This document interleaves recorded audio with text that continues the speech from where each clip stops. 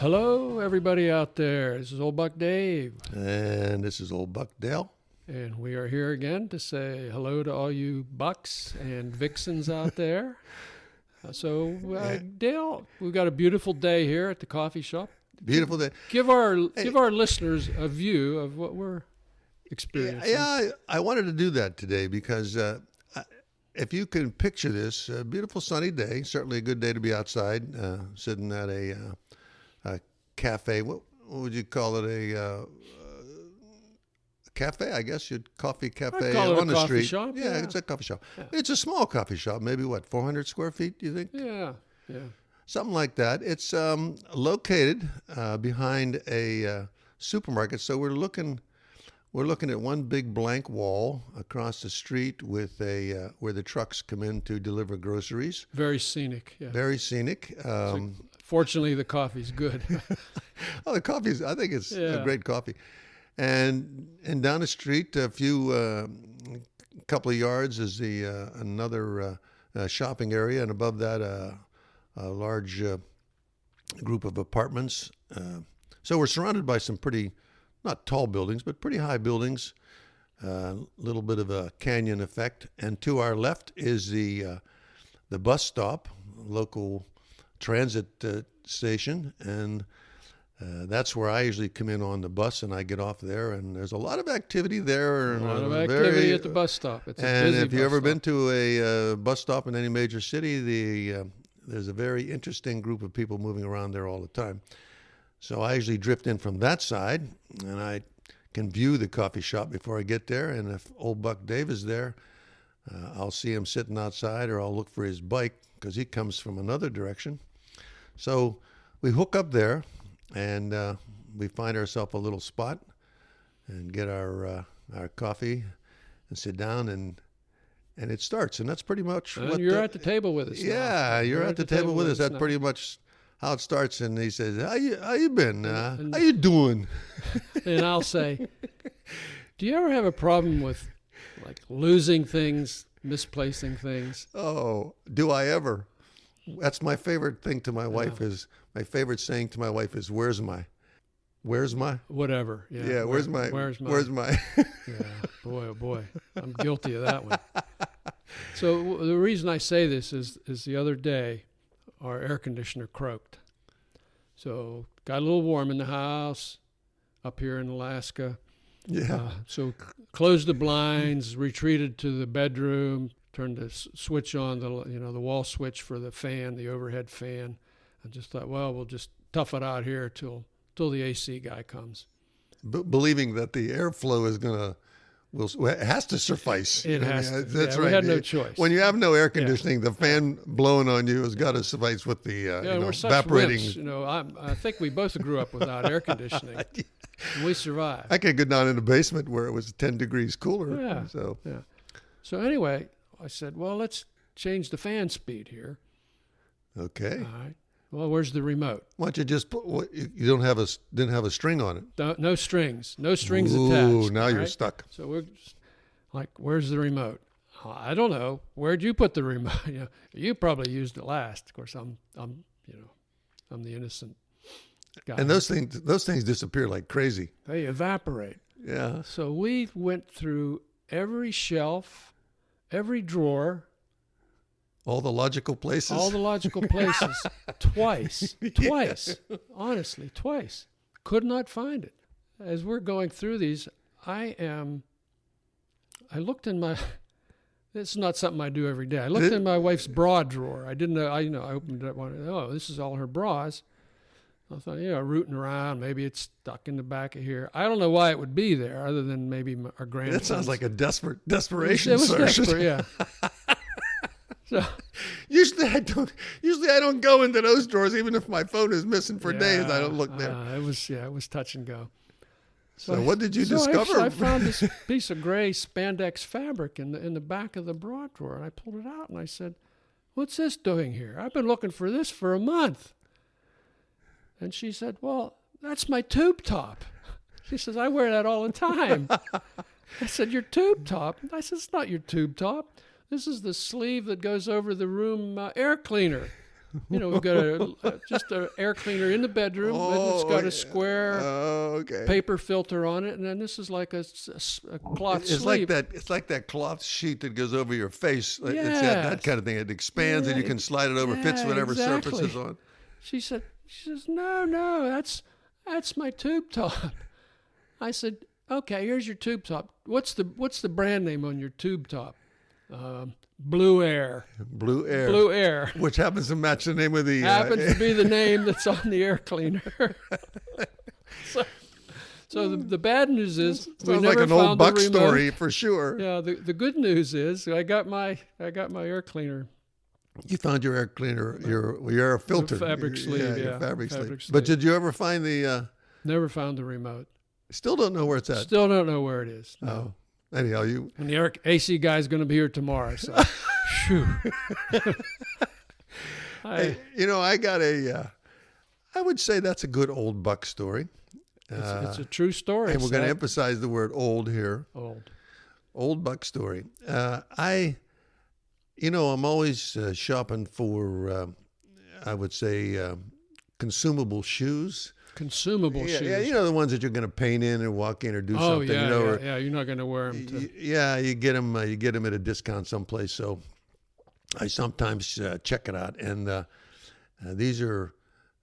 They've come out with a lot of slip-ons. You notice that now, like they're fabric tops. I just bought a pair of fabric slip-ons. Yeah, and they slip on nice. I'm kind of gravitating towards them ever since the fire ants attacked me through my sandals. You can get them off. I had some protection here. Well, I kind of like these things. It looks like the soles might not last that long, but they're pretty tough. And I figure for the price, I'll go ahead and grab a pair when I see one that fits me or I can maybe use as a semi-dress shoe. Anyhow, I have a pair of these on, and inevitably I have to modify them a little bit. I either have to cut the shoestrings back a little bit or do some other... Just because you got duck feet or what exactly? Well, your feet get bigger as you get older and That's flatter true. They and get wider. Flatter. Don't you hate that? I went from a size 12 to a size 13 shoe now, so I don't know. Fortunately, the Vixens don't have to worry about that. Yeah. Their feet are always perfect. Yeah. So I got these shoes, and the other day I'm walking, and I hear this clicking sound.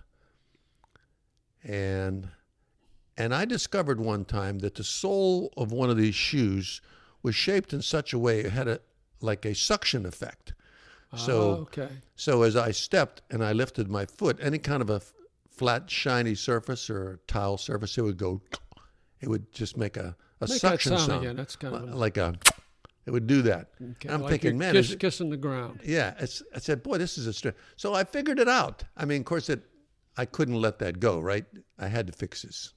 So I get. Of course, you are right, Mr. Fix-It. I am. They don't. You right. are Mr. They don't call me Fix-It. MacGyver for nothing. That's right. So I decided I'm going to take the bottom of the shoe and I take my my X-Acto knife and I started to trim what I thought would be the suction cup, and I did resolve that issue.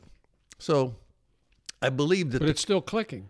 No, that was a different pair of shoes. This is a different pair of shoes, but I believe then. No, I'm not paying attention. I believed because of that, the shoe that I'm wearing could be clicking. Mm-hmm. So I'm walking in this shoe, and I take a step, and it goes click. I do again, click, click. I said, oh, man, it must have been something. Like the sole delaminated, perhaps? Yeah, or? maybe the sole's coming apart or something in the shoe. Mm-hmm. So I take the shoe off and set it down, and I start walking again, and I'm hearing click, click. So It's your toe. No?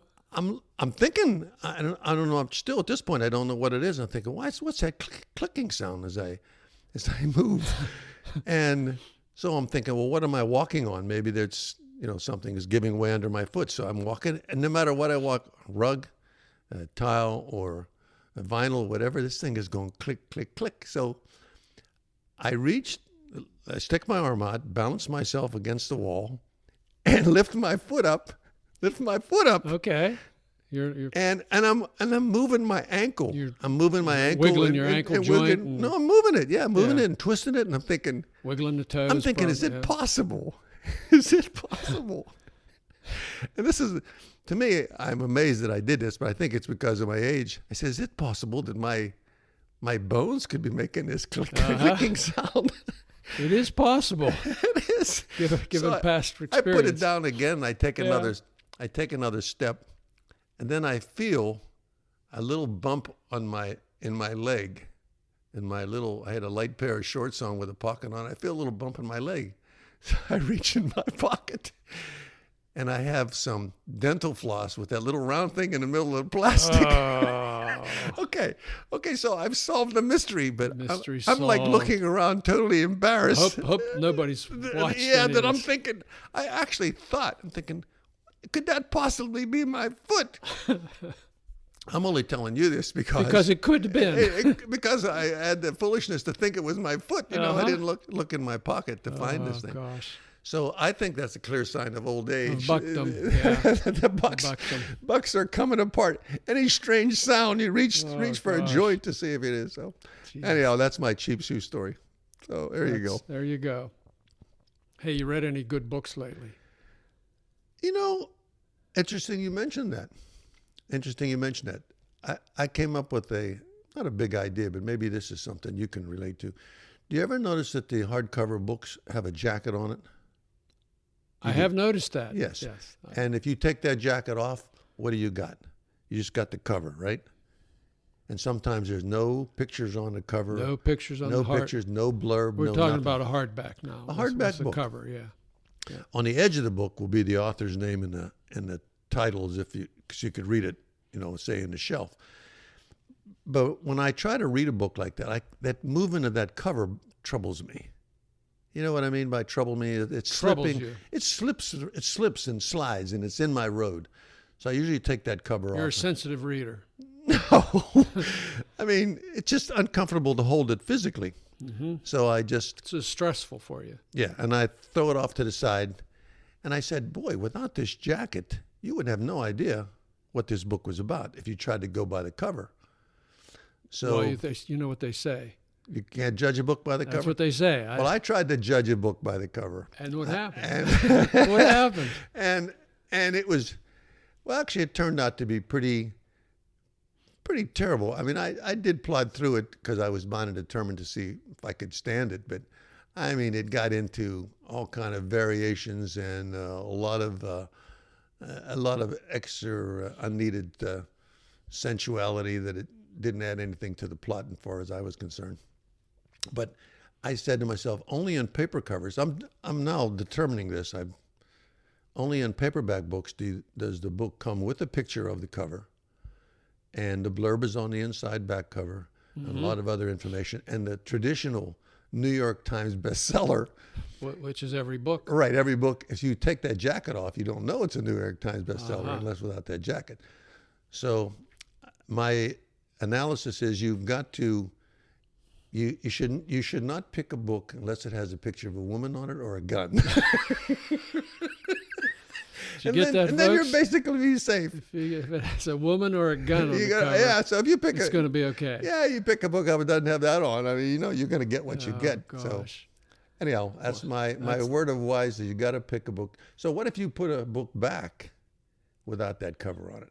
Put it back. Yeah, without that jacket, it's pretty much. Where would you put it back? I mean, if in your library or you lost that cover, but you pretty much lost everything about the book. The picture of the author and everything is gone with one fell swoop. This is what keeps you up at night, huh? No, I discover these things early on the mornings, about 5:30 on Sunday mornings, and of course when we have coffee, I'm compelled to tell you. Who else listens to this stuff but you? So. Yeah. Hey, I just finished a really fascinating book. It was called American Dirt. I saw that. You see that? Yeah, I saw that. I'm drawing a blank on the author now. Gibbons or Gibson, anyway. It was a girl. It was a woman. It's a woman, yeah. And it's about a woman and her son trying to escape the drug cartel in Mexico after they've wiped out everyone else in her family. Her husband was a journalist there. I thought it really grabbed me. Well, I've seen that book. Yeah. But I tell you what, if you take that jacket off and put it on the shelf, You'll never find it. you never find it. Never find it. I think it's a white colored book. I think the book is white. Yeah, it's got it's like red and blue speckles or something on the front. All the info about it, all the pictures, everything that would entice you to read it is Yeah. on that jacket, and it's not glued Yeah. So this was a book that my wife's book club read. Mhm. And I'd run out of stuff to read here on my Kindle. You can run out of books on a Kindle. Well, I mean, you're good. let's put it this way. I ran out of books that I really wanted to read. I got a bunch of books downloaded, but I needed a change of pace. You mentioned something. You said book club. And the book club book, you pick it up, you say everybody to read it. And I said, hey, how about if we change the approach to this book club? How about you read the book and you tell me all about it. Then I decide if I want to read it. Because the book clubs usually start out with, I'm going to pick a book, in this case, the one I'm just talking about, which was, in my view, nobody would like. So it would be like, why even force people to look for it? Why don't we do it this way? Why don't we change the style and say, I'm going to pick a book, I'm going to read it, and I'm going to tell you about it, and you can ask me questions about it. Then, if you think you'd like it, you'll read it, not the other way around. It's another big idea. It's a big idea, and I could change the whole book club world if we approach it that way. And you don't have to run out and buy a book. You can read any book you want. And then you say, what book did you read? I think that's the best way to do it, and that's all I'm going to say about that. That's all you're going to say. Okay. Well, if you want an exciting, fast read, American Dirt is American it. Dirt. I'll pick that up. I know where that's at. Now, the story was a great story. The writing was not A1. It was better. I won't than pick mine. that up now. Better Thank you than very mine. much. Oh, Yeah. But, all right. That's all I'm going to say about that. hey, you want That's probably gonna be a edited funny out. travel tip? Give me a funny travel tip. When I was in Africa, there was many things struck me as interesting, some of which I forgot. But there was one thing that stuck in my mind that I always thought was really, really fascinating.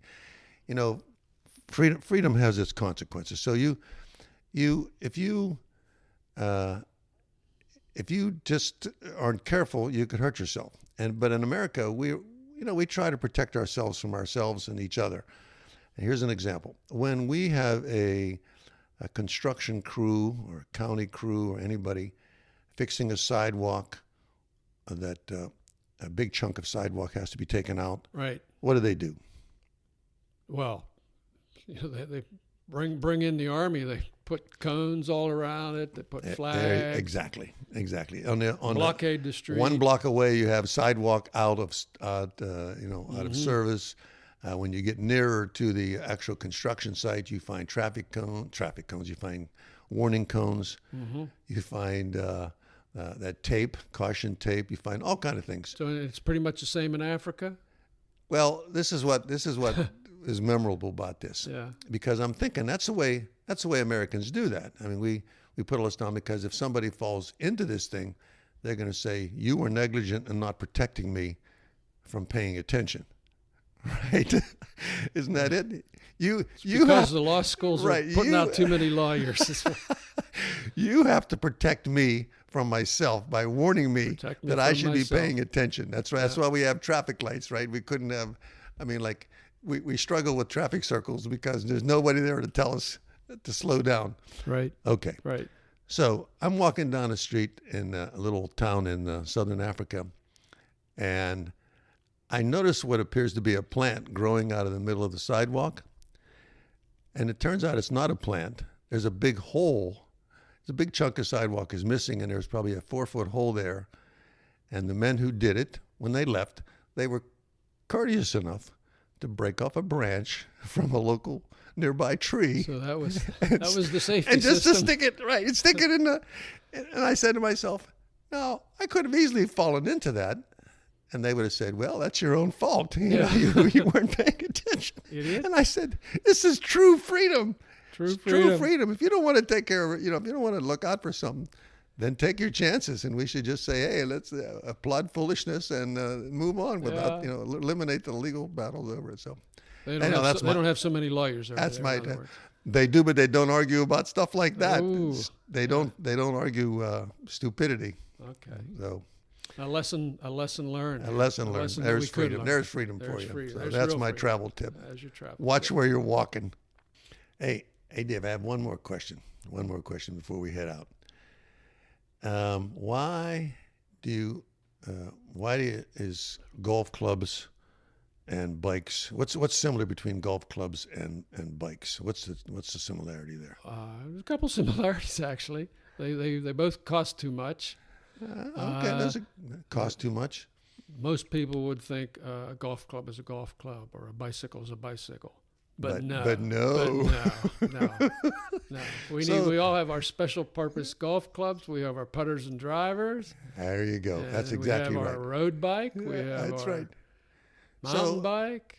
Yeah. So I'm sitting here looking at you, and I know you rode over, and I'm looking at your bike, and I'm thinking, is it proper to have a bike strictly for riding over for coffee?